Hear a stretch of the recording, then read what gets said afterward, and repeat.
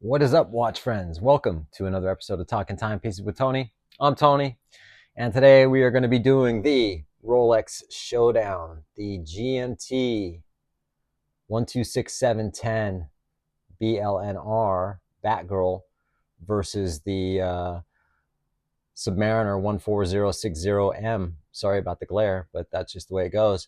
Anyway, so it's these two watches, and this video is not going to be about all the specs and everything so much as to the comfort and the affordability and which one would you pick. So let's roll the intro and we'll get into it. Talking timepieces with Tony.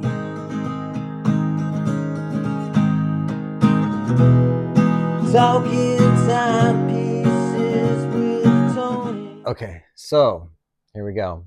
We're going vintage, neo vintage, as opposed to modern.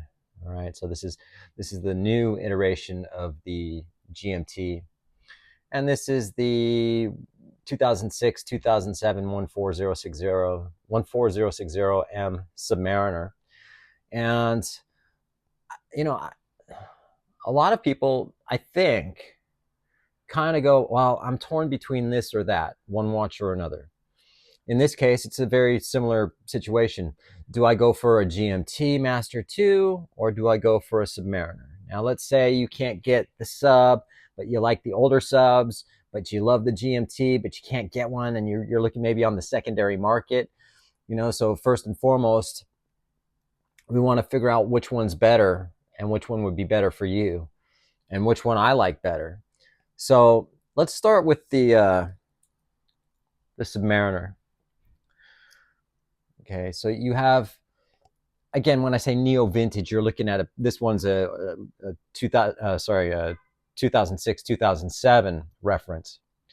It's COSC certified, although it doesn't say it's a superlative chronometer on the dial. That was just because of the change from the 14060 to the 14060M. And in 2007, I believe, was when the Submariners went to being COSC certified. But on the M reference, it just isn't displayed on the dial. So you got two lines of text. But that being said, you have a 40 millimeter case as opposed to the 41 millimeter. Now, a lot of people think, well, what's a millimeter? Well, a millimeter can be a lot in a wristwatch. I know it doesn't sound like much, but even if it's not a millimeter, in a sense, let's take a look at the GMT is also a 40 millimeter case. All right, but I'm going to get into the comparison in a minute. You have Super Luminova. You've got a 3130 movement, which is still it's a workhorse of a movement. And I've said this in my previous sub video that this is about as old as a sub I would want to have, but wear as if it were a modern sub, meaning going diving if I was going diving, or swimming. I wouldn't do that with a 5512 or a 5513. That watch is too delicate. This watch is still very robust. What makes this watch sound delicate and clangy is the bracelet, right? You've got this clangy ass, and it's just really essentially the clasp that does it. And the clasp looks cheap as all hell. It's just a stamped, if anyone didn't know anything about Rolex and they saw this, they might even think it was fake based off of that. Well, it just doesn't, why would they make something like that? But it is what it is. And that's sort of the charm of it as well, with these older, Rolex. This is an actual, I'd say, the last iteration of this being a complete tool watch is to what it was specifically designed for. And when you hear people saying, well, it's the last tool watch, what do you mean? It means that the watch was used in the way that it was made. If you look at older Rolex Submariner advertisements, people were diving in these watches. They were divers' watches. Now people are desk divers. They don't go diving in them so much, and that's fine. But again, 40 millimeter case. It has Super Luminova. It has a aluminum bezel, and of course, the oyster bracelet. You can pick these up from like $7,500 to $10,000, depending on the condition. Has it been polished? Does it have all the paperwork, box and papers? Or, did you get it naked, meaning that there's no box, no papers, no nothing, just as is. So, and again, that's on the secondary, of course, because you can't buy these brand new, right? So let's go to the GMT Master. And again, you're looking at a 40 millimeter case. You have a ceramic dial, black and blue. This is my favorite iteration of the GMT Master II. People go, what about Pepsi? What about the Pepsi? Well, I prefer black and blue than red and black. But that's not what we're here to talk about. You have, again, on both of them, you have, on these ones, you have 18 karat white gold indices, 18 karat white gold hands. Same here. This watch you have, I apologize, you have 300 meters of water resistance, which is 1,000 feet. On the GMT, you have 100 meters, which is 330 feet. So there's a big difference in the water depth rating, but you can still go swimming in this, you know what I mean? You can still go in the pool, not worry about it. Not like, well, I'd rather have 300 meters, but it is nice to have the more water resistance, right? You've got a beautiful black dial, and you've got a Jubilee bracelet on this one. Again, they're both 40 millimeters. This movement's a 3285, I believe. Again, workhorse. This has 70 hours of power reserve, whereas the Sub has about 48, 50 hours power reserve. +2, -2 seconds a day. +2, -2 seconds a day if it's calibrated correctly. Because the older the watch gets, the more wear and tear on the movement. You've got chromalite for the lume as opposed to superluminova. Got a blue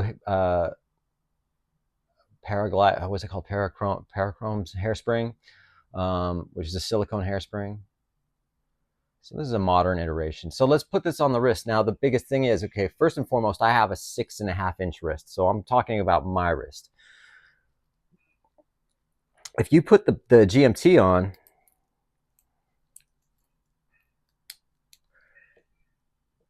I mean, it fits and it looks good. And it's got, it definitely has some wrist presence there, right? Again, this is 40 millimeters. Let's put the Sub on.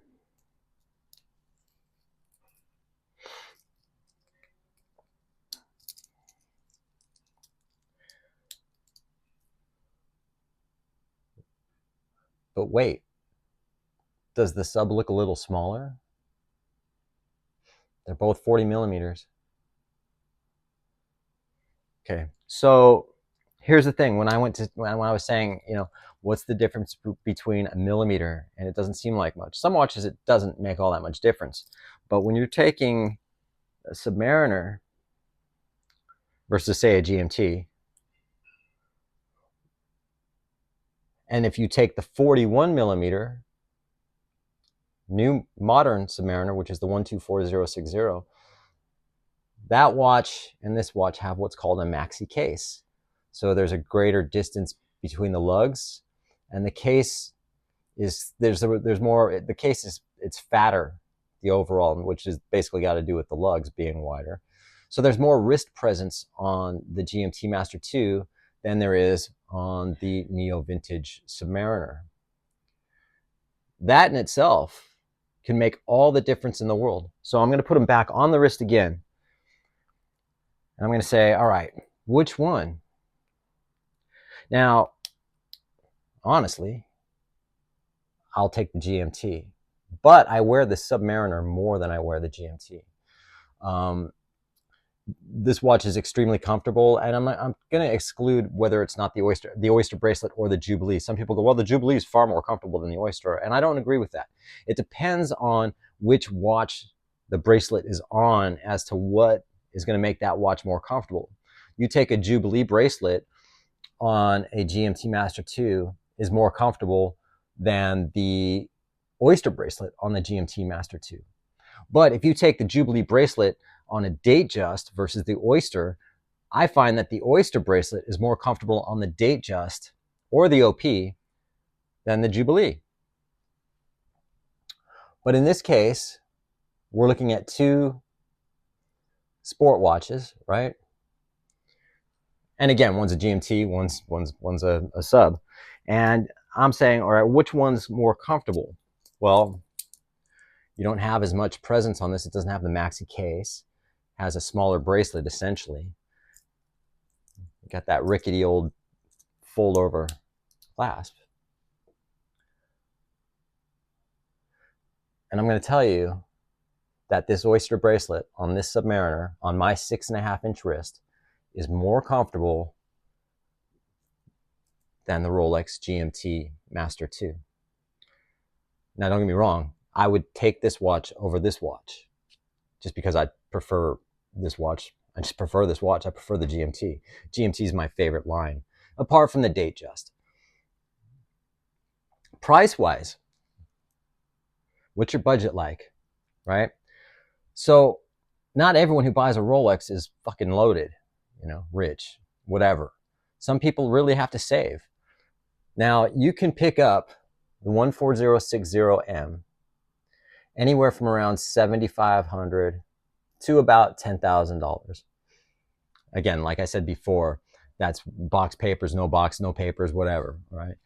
You take the GMT Master II, the 12670M. I'm not talking about the older reference. On the Jubilee, you're looking at anywhere from about $15,000 up to about $20,000. I don't know if people are paying 20 grand for this anymore, but that's about where they're floating around on Chrono 24.